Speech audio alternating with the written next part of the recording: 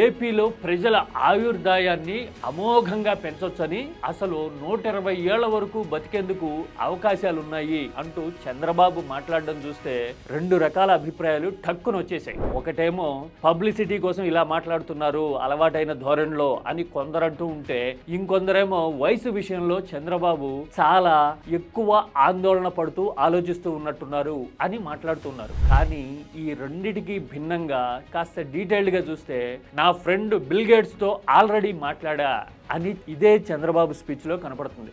Yes, Bill Gate foundation తో work out చేస్తున్నా. There lies the important point. అదేంటి అంటే, బిల్ గేట్స్ తన మిత్రుడని ఏపీకి సహాయం చేస్తారు అని చంద్రబాబు అధికారంలో ఉన్న ప్రతిసారి చెప్పడము, 2019కి ముందు కూడా వైజాగ్ ప్రత్యేకంగా ఆహ్వానించడం చూసాం. కానీ బిల్ గేట్స్ కానీ మైక్రోసాఫ్ట్ కానీ ఏపీలో ఆ టెన్యూర్లో 14-19 మధ్య పైసా కూడా పెట్టుబడి పెట్టినట్టు కానీ సాయం చేసినట్టు కానీ మనకు కనపడదు. కానీ మళ్ళీ ఇప్పుడు బిల్ గేట్స్ ప్రస్తావన తీసుకురావడము ఒక సంకేతం కనబడుతోంది.